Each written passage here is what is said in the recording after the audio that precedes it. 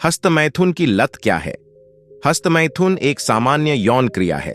इसे महिला और पुरुष दोनों स्वयं को यौन सुख देने के लिए करते हैं।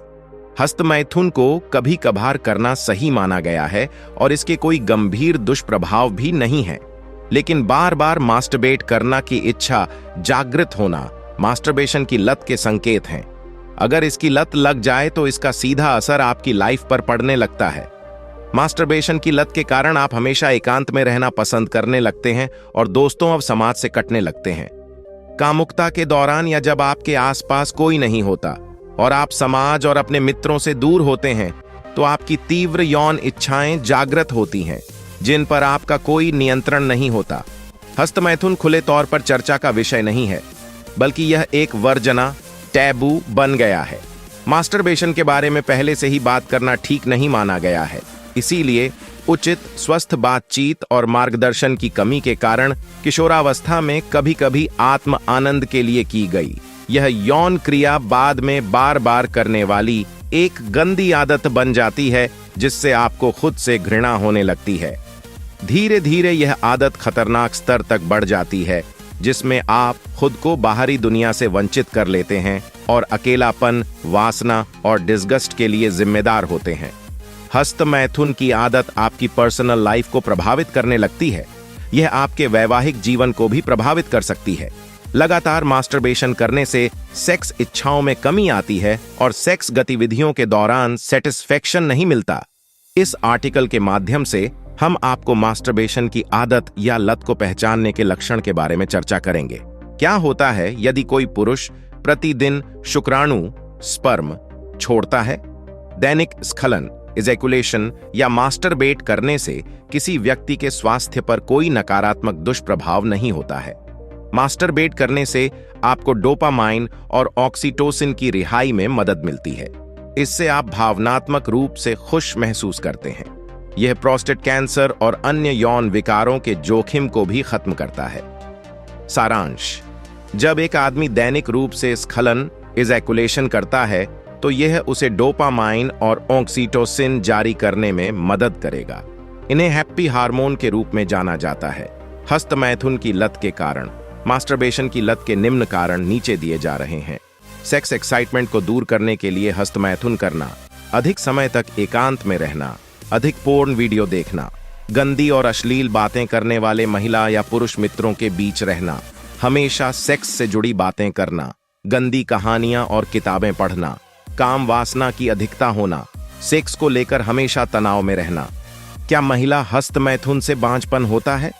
हस्तमैथुन करने से महिलाओं की सेहत पर कोई प्रभाव नहीं पड़ता है। मास्टरबेशन से बांझपन नहीं होता है। मास्टरबेशन पुरुषों और महिलाओं दोनों की प्रजनन क्षमताओं को प्रभावित नहीं करता है।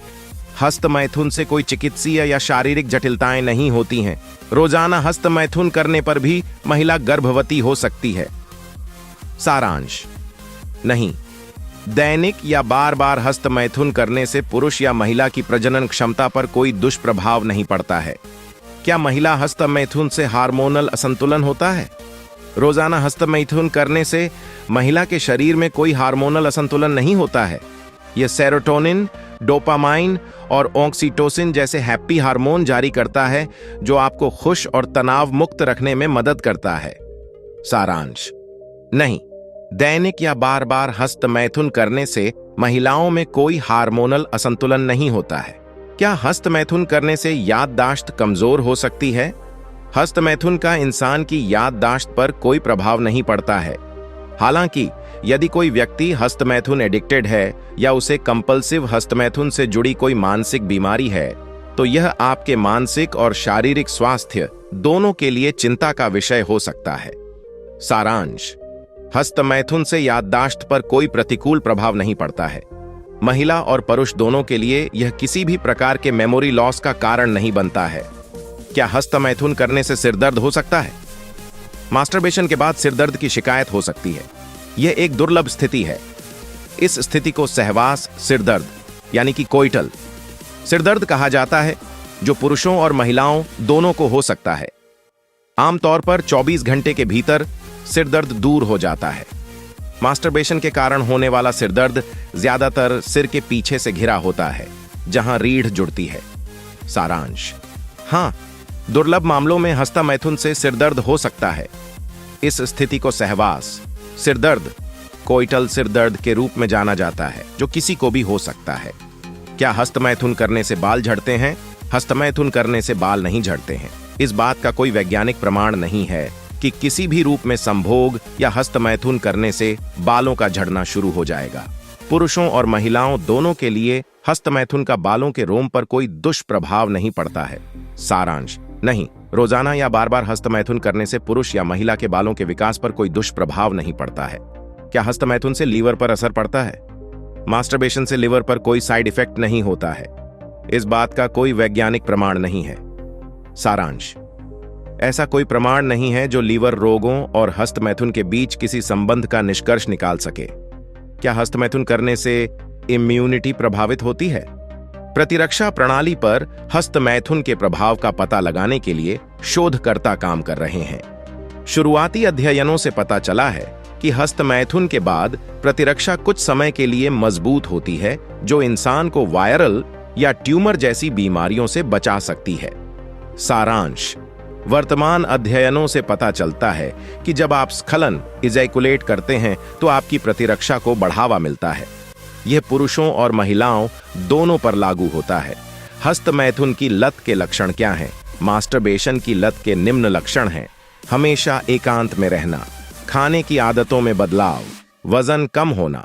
हस्तमैथुन की लत के व्यवहारिक लक्षणों में स्कूल या मीटिंग्स को छोड़ देना, अलगाव, भ्रम और तनाव की समस्या, मूड में बार बार बदलाव, खुद को नुकसान पहुंचाने की सीमा तक हस्तमैथुन करना, दिन में कई बार हस्तमैथुन करना, एक बार फिर हस्तमैथुन करने के बाद भी दोबारा करने की सोचते हैं, लगातार हस्तमैथुन करने की अनिवार्य आवश्यकता महसूस होती है, वास्तविक सेक्स से ज्यादा हस्तमैथुन में आनंद महसूस करना, अपने साथी के साथ इंटीमेसी से बचना, पार्टनर के साथ सेक्स संबंध बनाने के बावजूद संतुष्ट न होना। क्या हस्तमैथुन की लत अपने आप दूर हो सकती है? हाँ या ना, दोनों ही सही उत्तर होंगे। यदि कोई व्यक्ति अपने आप को एडिक्शन से लड़ने के लिए पर्याप्त रूप से मजबूत पाता है तो वह थोड़े समय में ठीक हो सकता है।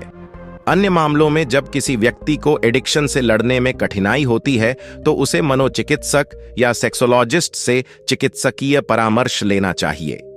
हस्तमैथुन की लत का निदान कैसे किया जाता है? मास्टरबेशन की लत के लिए कोई निश्चित उपकरण या परीक्षण उपलब्ध नहीं है।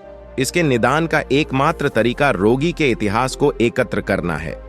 आपका डॉक्टर आपसे आवृत्ति, तीव्रता, पूर्व और बाद के ट्रिगर, पारिवारिक इतिहास या अतीत में किसी भी दर्दनाक अनुभव के बारे में पूछ सकता है जिसके कारण आपको इसकी आदत लगी है।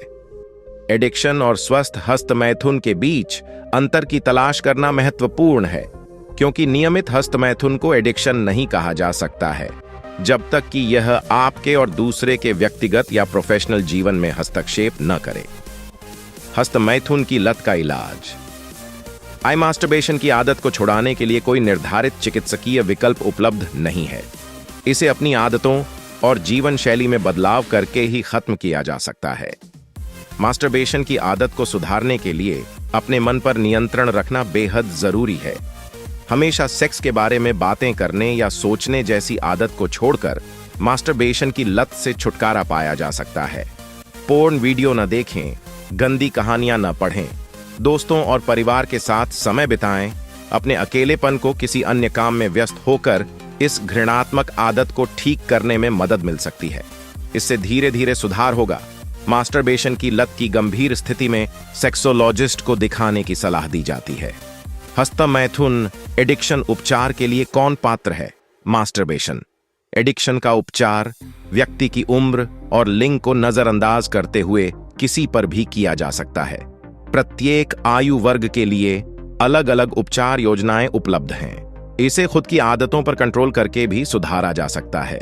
हस्तमैथुन एडिक्शन उपचार के लिए कौन पात्र नहीं है?